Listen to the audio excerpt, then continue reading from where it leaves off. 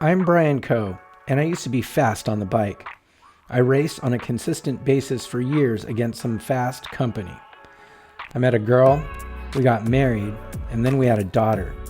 After that, I launched a podcast which opened up doors for me to travel and work, but ride a lot less. We then had another daughter, and right when the pandemic came, we sold our house and ended up moving. I ended up riding alone, gained more weight, and lost a lot of my motivation to ride. Now I've teamed up with the coaches and staff at Source Endurance, and with their help, they'll get me back on track and take me from basic to better.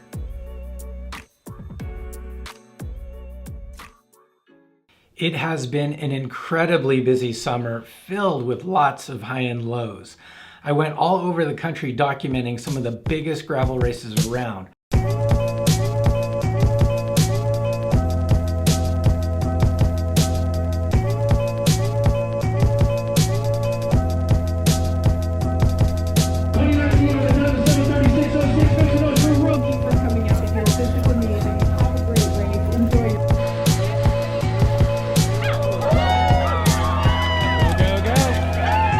But my riding and my training eventually did suffer. Not to mention, while traveling and learning to eat on the road, maybe not the most healthy food, I was able to come home and try and get back in the groove of things. While home, I couldn't ignore life and had to get back and do some home group projects, and then my riding definitely took a toll.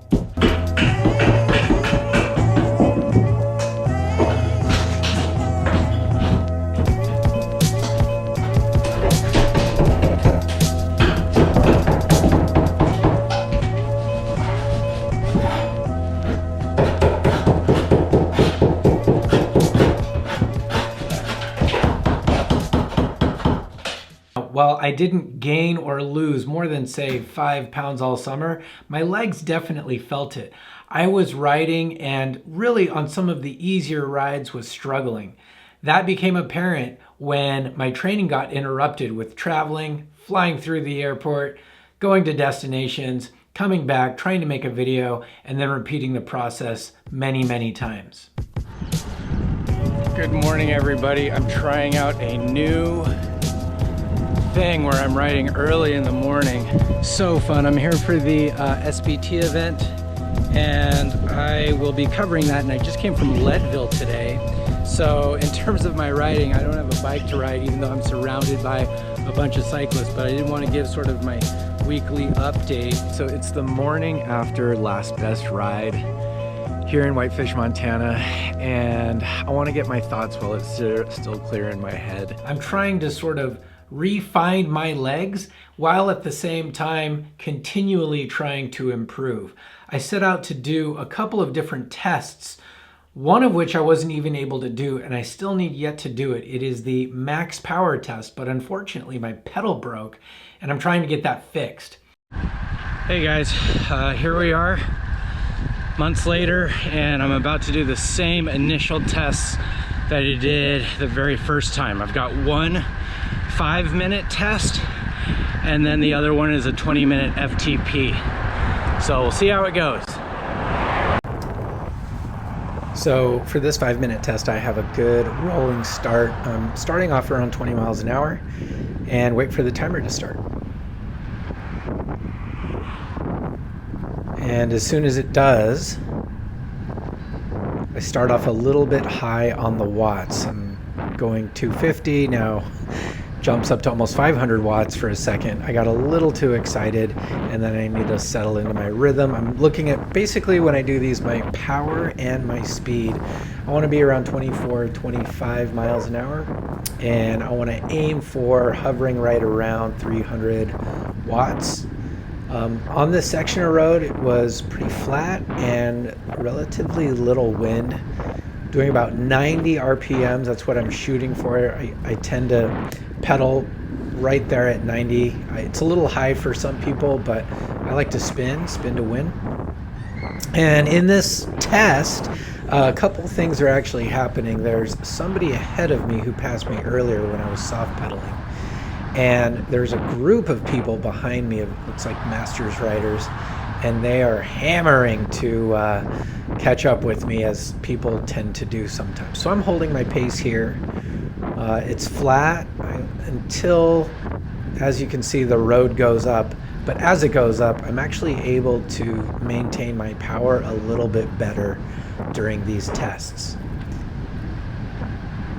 So this section right here is pretty flat and smooth, and then boom, this guy on the Holland bike comes up to me, and I'm not sure what they're trying to do here. I think they're trying to overtake me. Now, I want to give them plenty of room, but they come right up on me, and I'm not sure if they wanted me to rotate in with them or not. But I was just trying to ride my own ride. I was hoping that they would pass me and then just stick to their own ride, but I think once they caught up to me, they kind of slowed off. I'm going around 330 watts right here, but still holding that 24 mile an hour pace.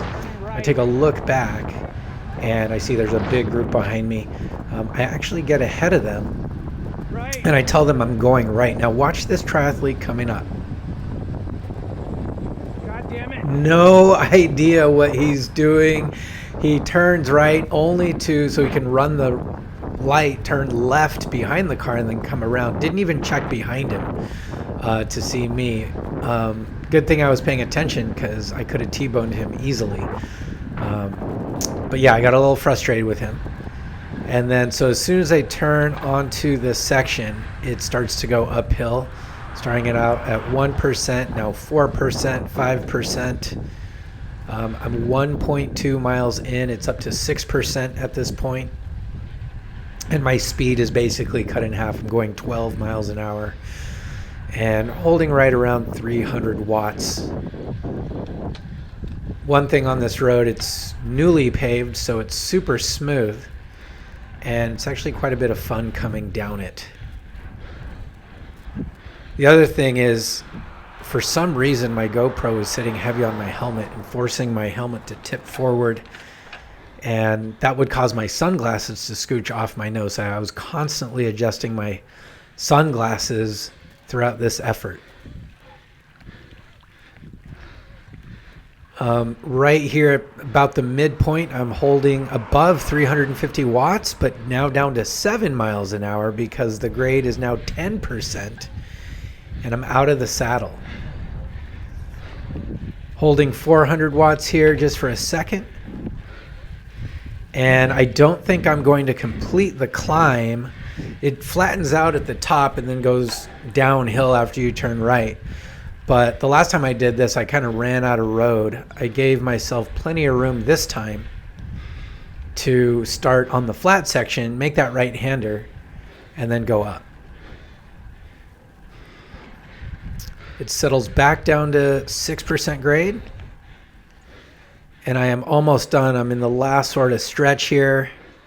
I notice my watts dip a little bit, and I want to just try and stay above 300 watts so I can get that 300 watts average normalized power. And at this point behind me, it looks like everybody went straight. Nobody's behind me trying to pass me or sit on my wheel, which is fine. People can and should ride their own rides. Back up to 11%, and the legs are hurting at this point. I see this truck pull over on the left, and I know I'm just going to try and make it just past that truck before it's time to bow out. I hear the timer go, and I am done. Pretty exhausted, but I know I have a 10-minute soft pedal, 10-minute easy spin before I do the next 20-minute power test.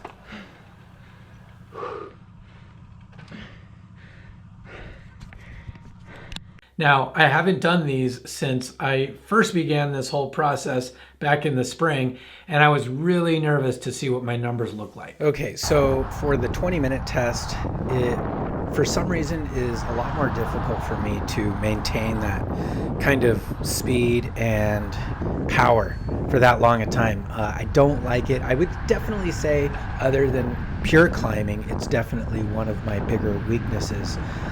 So I did that 5-minute test, took a break, soft pedaled around, and then started the timer again. And then as soon as it did, we're off. And as you can see on the map, it's not all the way up and it's not all the way down. It's a little bit up and down, which I don't know if that's the best thing to do for these types of tests. Definitely going up, and especially when the gradient isn't super steep. On this road, it's a little bit sketchy, but I think the local drivers definitely know that it's a very cyclist-heavy place, especially on the weekends. I just passed a couple of cyclists earlier and a runner and a dog. So for this, my aim is about 235, although I want to go a little bit higher than that. I've done FTP tests before in the past. I've been as high as 260, 270. Never gone past the 300 mark. But like I said, FTP tests are my weakness, especially these 20-minute ones where the gradient is kind of up and down. So as you can see, it's already 6%, 7%, 5% grade, and I'm going 11 miles an hour, and I'm just trying to settle in, which is really hard for me to do.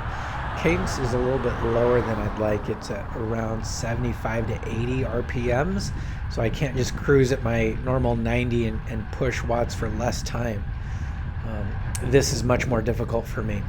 So on this area, there's not much of a bike lane, and cars tend to pass rather safely, although I would say there's a close call more often than not. And here, especially on the weekends, there's a lot of high-end cars that love to show themselves off in the Rancho Santa Fe area. This car in particular, this BMW, I caught up with at the stoplight, and they were just right next to me. Got a little bit sketchy. Not to mention, as you can see right there, there's some potholes.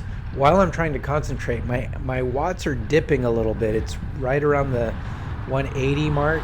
And again, I'm supposed to kind of hold it at 235. And for 20 minutes, that's an eternity for me. So tried to hold it, went back up this hill, and speed up the tape. I'm on this section for a while, and then we make a right-hander onto Stud Loop, which is kind of a local Strava spot. It's a fast spot, way less cars coming up. And it's usually on some of the group rides where a lot of people tend to attack. So right-hander here, and again cruising along, trying to hold that 230 range. If I see them below 230, I kick it up. Not really that concerned with the speed. And as you can see on the map, it goes up and down. There's very little flat in this. So I don't know if it's the best place for me to do a 20-minute test. We're coming up on the end. I passed a couple people, had to stop here. And then at this point, I'm pretty spent. I kind of empty the tank a little bit and get up to 350 watts, 360, 370, and the clock is about to end here. And I am so glad that that test is over. For whatever reason, I think it's more mental than physical. They're really hard to do. The 20-minute test was always a little bit more difficult with me. It's hard for me to concentrate, my attention span starts to wander, and it's hard to just sit down, stare at my screen or stare at the road and always try and maintain that cadence. Even though overall it's a low FTP to my standards and many top riders, but at the same time it's more mental for me than anything. With the mix of traveling, trying to come home, ride, travel, come home, ride, and repeat, it became a really, really difficult process. With fall and winter fastly approaching, I'm going to change up my training a little bit, and I'm actually going to do something I swore I never do, which is to ride indoors. Yes, I am going to be getting on a trainer for the first time in years in my garage, and I'll be riding, doing a little bit of stationary riding, maybe some video action with Zwift, and I'll see what that yields.